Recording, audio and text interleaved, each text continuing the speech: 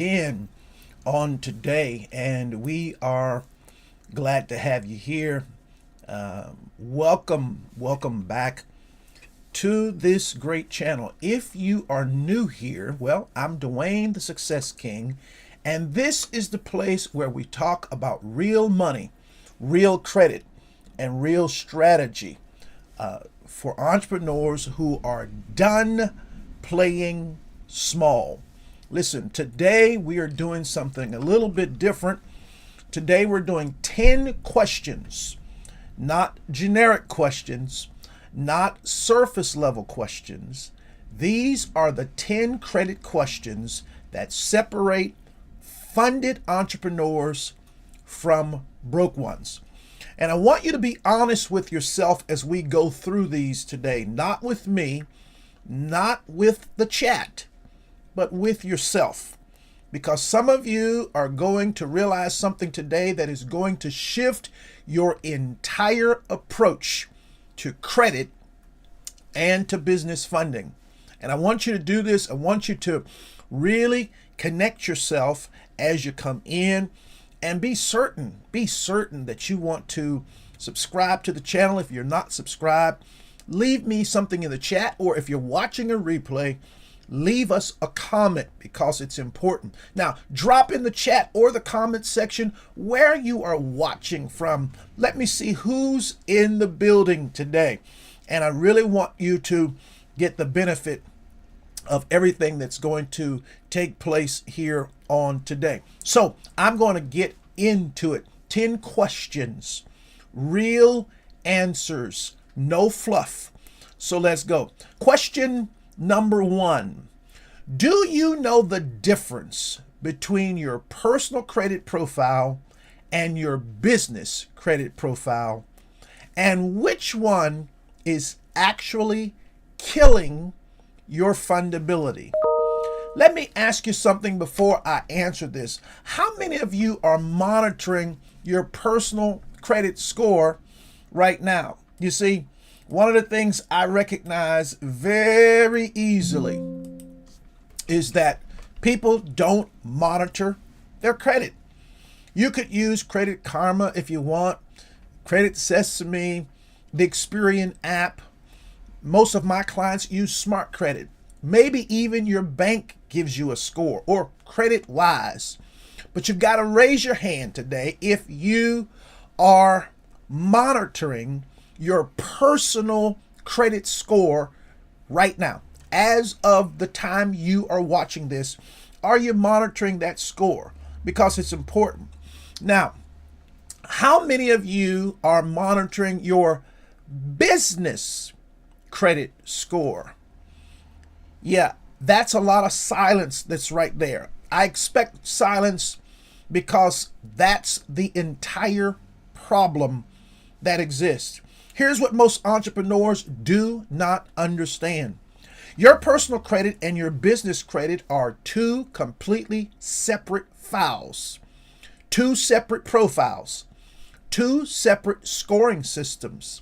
And lenders, when you go for a business loan, they check both. But here's the reveal. Most entrepreneurs only monitor personal FICO, but lenders evaluate business credit separately. Not separating these two is the number one reason entrepreneurs get denied at the business level, even when they have a strong personal score. You see, here's something you got to know. You can have a 740 FICO score and still get denied for a business loan. Why, you ask? Because your business credit file is empty. No business credit score, no business trade lines, no business identity. To that lender, your business does not exist. I had a conversation just yesterday with an entrepreneur who was doing great business, had a strong personal credit profile, but never had even begun the business credit side of his business. He had the business. It had been in existence for 3 years, but he had never done anything because he didn't know he needed to build it. This is not a credit problem. This is an awareness problem. And it is one we're going to fix starting today. All right, question 1 answered. Let's keep moving. Question 2. Why do most entrepreneurs get rejected for funding with a 700 plus credit score? We're going to help you with this one. This one right here. This one makes people mad, and I get it. You worked hard to get that 700. You paid your bills. You did the right things, and you go apply for funding and they tell you no. How could this happen? Because a score is just one variable, one number, one signal. Lenders are looking at a full picture. And if your picture is thin, that score does not matter as much as you may think it does. Here's the reveal. Lenders look at trade line depth, age of accounts, utilization patterns, and business credit file completeness. A 700 score with a thin file loses to a 680 with a deep, structured profile every single time. Let me make this real for you. Imagine two people walk into a lender's office. Person A has a 720 credit score, 2 credit cards, both opened last year, small balances, no business file. Person B has a 685 credit score, 5 trade lines, average account age of 6 years, business credit file with 3 trade lines, clean banking history. Who gets the money? Person B every time. Your score opens the door. Your profile determines if they let you in. Stop chasing the number. Start building the profile. Now, next question. This one is going to surprise some of you. Question number 3. Do you know what trended data is and how lenders are already using it to predict your financial future? Okay, I need you to lean in to this one because most people have never heard of this, or if they have, they're not really gravitating toward it. And the ones who have heard of it, they still do not fully understand what it means for their money. This is a scoring model called FICO 10T or even Vantage 4.0. But the T stands for trended. And here is what it does. Instead of just looking at where your balances are right now, it tracks the direction they've been moving over the last 24 months. So here's the reveal. FICO 10T tracks the movement of your balances over 2 years. Entrepreneurs who pay down and then cycle back up look riskier than someone with a consistent, moderate balance. This is the trap most people walk into blindly. Here's the trap in plain language. You pay off a card, great. You run it back up for business expenses. You pay it off again, run it back up. You think you're being responsible because you're paying it off. But trended data sees a totally different story. It sees a person who is constantly needing to rely on revolving credit. A person who cycles through their limits.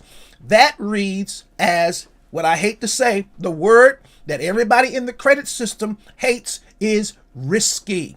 Now, is that fair? That's a different conversation. But what matters right now is, are you aware of it?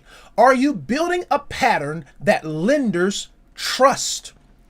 This is why we talk about credit strategy, not just credit scores.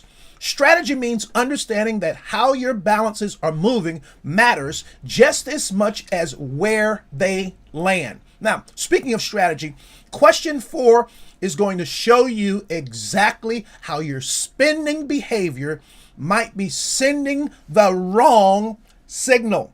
So here is question 4. What is your credit utilization strategy? And are you accidentally signaling financial desperation to lenders? Well, let me say something that's going to hit a little bit different.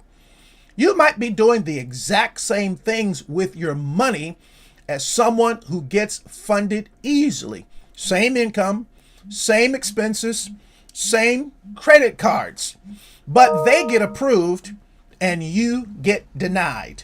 Why, you ask? There's one word: positioning.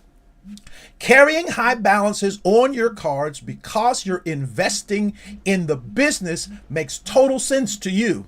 You know the money is going to come back, but to an algorithm, to a risk model, it does not see your intention. It sees your behavior. I want you to hear that. The algorithm doesn't see your intention.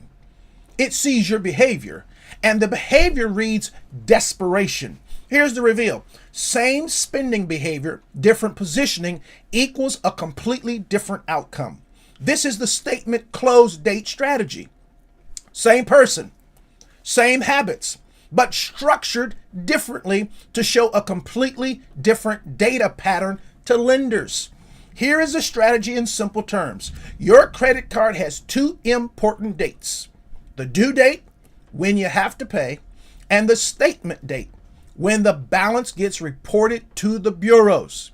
If you pay down your balances before the statement date, the bureaus see a low utilization, not a desperate one.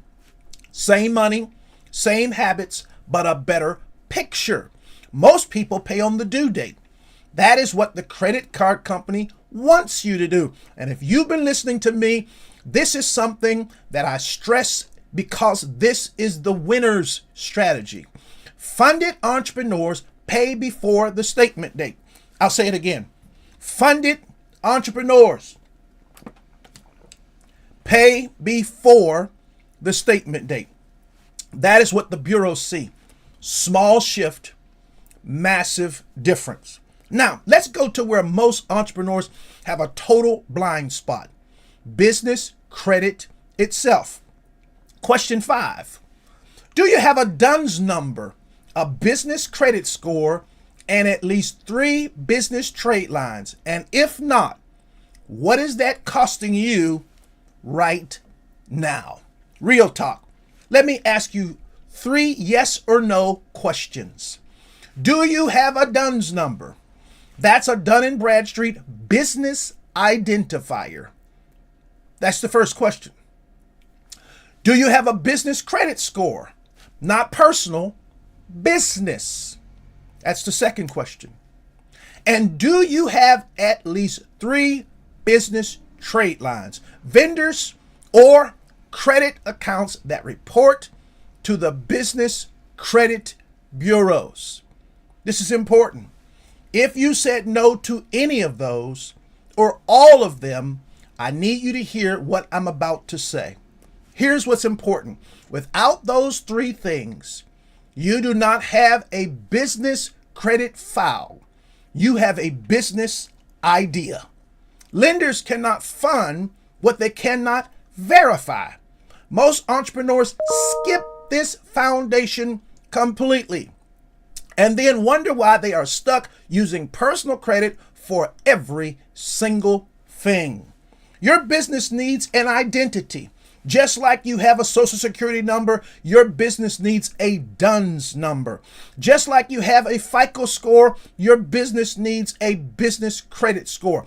Just like you have personal trade lines, your business needs business trade lines.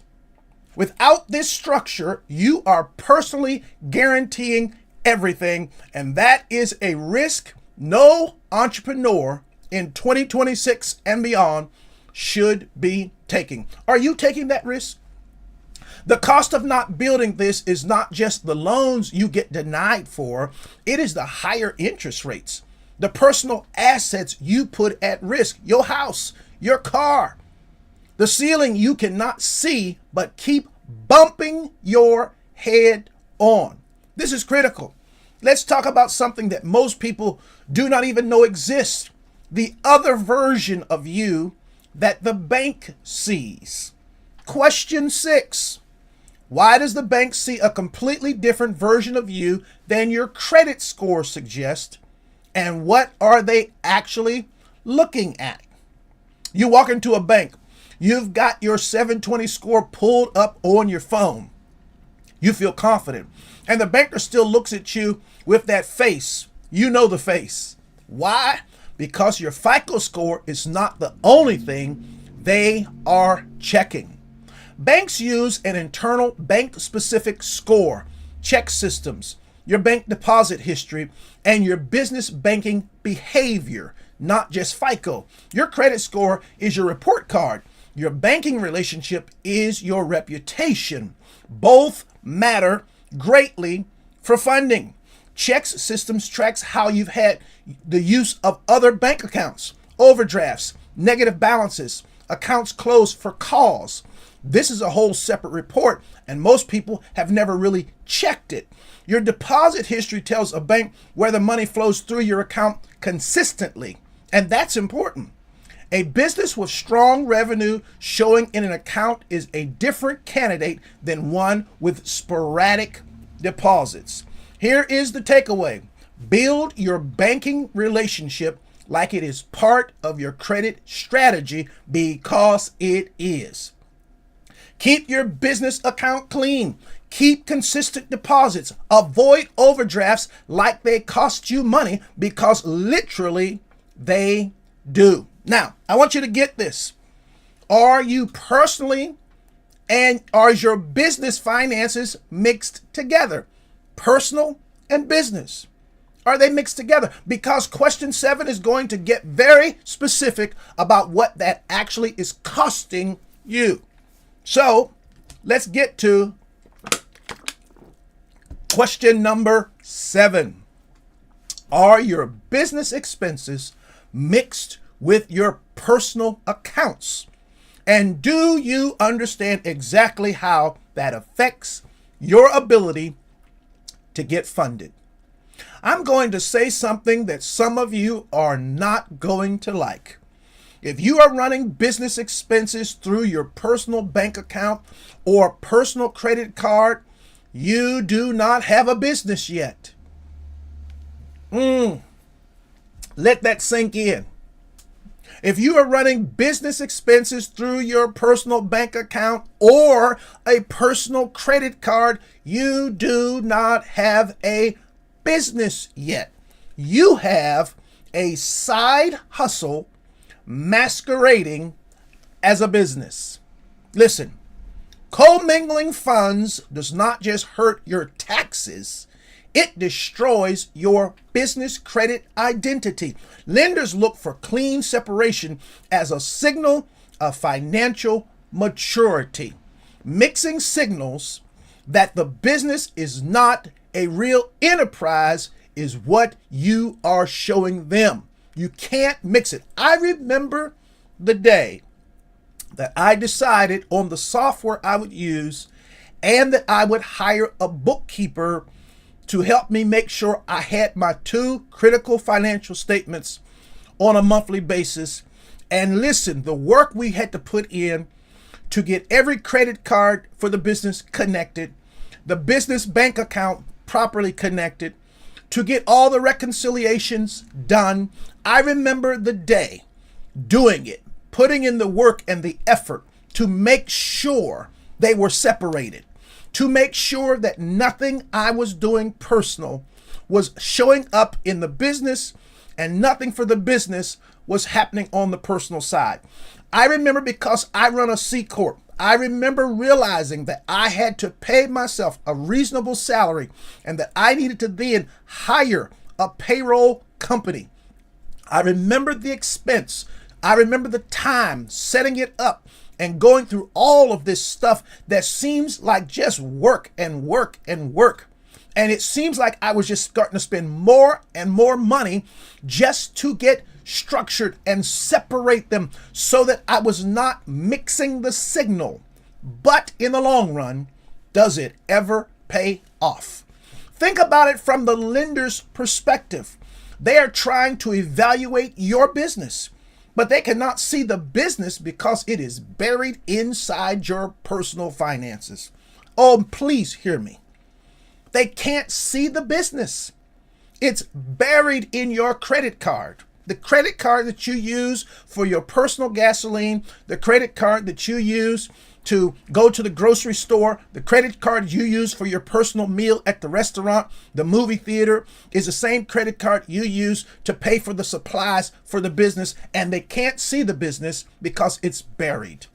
No clean separation means no clear business income, no clear business expenses, no clear business identity. Are you hearing this? The fix is not complicated, but it requires discipline. I had to go through it. Separate business account from personal. Separate business card. Business income goes in, business expenses come out. Personal stays personal. That separation on paper signals to a lender that this is a legitimate, mature, fundable operation. We are almost to the finish line. Question 8 is what I call the Trojan horse, the one most people do not see coming. So here is question 8. What is your credit identity? And is it holding your business at an income ceiling you cannot see? Man, this is the one. Everything else we talked about today, the scores, the trade lines, the utilization, those are tactical problems. They have tactical solutions. This one lives at a different level entirely. Your credit identity is the financial self-concept you are operating from. Stick with me here today. It is the story you believe about yourself and your money. People don't like hearing this, but I'm telling you, when I got it, everything changed. And whether you realize it or not, that story is in your credit file. Most entrepreneurs fix tactics, but never examine the identity they are operating from. Your credit profile reflects your financial self-concept. And if you really want to see yourself scale and move up, get this part. If you believe you are a just getting by person, your credit behavior will reflect that, regardless of your strategy. Here is what this looks like in real life. Someone who believes they are not good with money will subconsciously make decisions that confirm that belief. They'll procrastinate on disputing errors. They will avoid checking their score because it stresses them out. They will spend reactively instead of strategically. None of those are credit problems. They are identity problems. But here's the deal. People don't put time into dealing with and noticing identity problems. But trust me, that's what I do, because I realized that credit in business wasn't the full reason why a lot of people fail. The other part of it was the life component. The framework I teach is credit, business, life together. And life is not just about work-life balance. It's about the beliefs you carry about what you deserve, what is possible, and who gets to be funded. You get to be funded, but you have to believe that first. That's important. I have found so many people who, when you really get them sit down and calm and get away from some of all the busy work that they do, they just don't believe it's going to work for them. They look at all kinds of people and they see it working for them, but they don't believe it will work for me. They're always expecting the bottom to fall out, and that belief is your identity, and you got to shift it, because what you believe affects your feelings, and your feelings affect your actions, and your actions affect your results. So I've got to start working on my credit identity. What do I believe about my credit? And you know what? That belief is going to give me the ability to step in and touch the things that maybe today I'm avoiding. Okay, 2 left.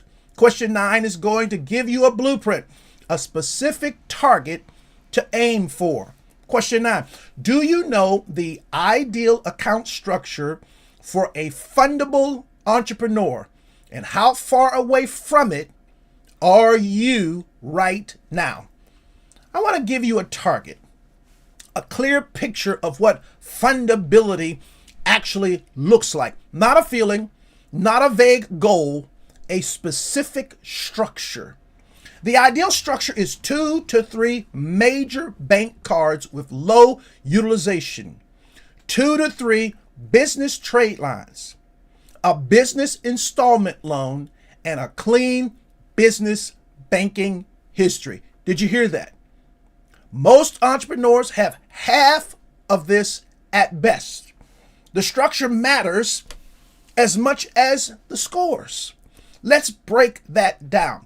2 to 3 major bank cards, Visa, MasterCard, American Express, with under 10% utilization reported, not 30%, under 10. 2 to 3 business trade lines, vendor accounts that report to the business credit bureaus, net 30 accounts. This is where most people have zero. A business installment loan, even a small one, shows lenders you can manage structured debt repayment and clean business banking, consistent deposits, no overdrafts, money flowing through a dedicated business account. Take a moment right now. In your head, how many of those do you have? 1, 2, none? The gap between where you are and that structure, that is what is standing between you and funding. This is important. Okay, we're down to the last one. Question 10. This is your closer. This is the one that ties everything I've been talking about today together. What is the single most expensive credit mistake entrepreneurs make? And are you making it right now without knowing it? We've talked about 9 questions. And if you have been honest with yourself, some of those hit. Maybe more than one, maybe all of them. But this last one, this is the root of all of it. The single most expensive credit mistake entrepreneurs make is applying for credit reactively when they need money instead of building credit infrastructure proactively when they do not need it. By the time you need funding, it is too late to build the profile that earns it. Funded entrepreneurs build credit like a system. Broke entrepreneurs use credit like a lifeline. What are you doing? Are you building it like a system or using it because it's a lifeline? Think about it this way. A funded entrepreneur starts building their credit profile the moment they decide to go into business. They set up their business entity.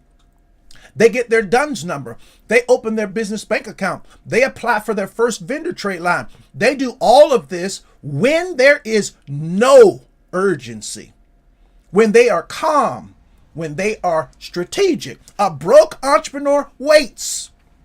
They wait until they need a piece of equipment, until the lease is due, until the opportunity shows up and they have 48 hours to move on it. And then they try to build credit and they can't, because credit takes time. It takes months of history. It takes a track record. The system does not respond to urgency. I'll say that 3 times. The system does not respond to your and my urgency. The system does not respond to your and my urgency. It responds to patterns. Build the pattern now before you need it. And when the opportunity comes, you will already be fundable. This is critical. 10 questions. 10 reveals. Which one hit the hardest for you today? Drop it in the chat or in the comments.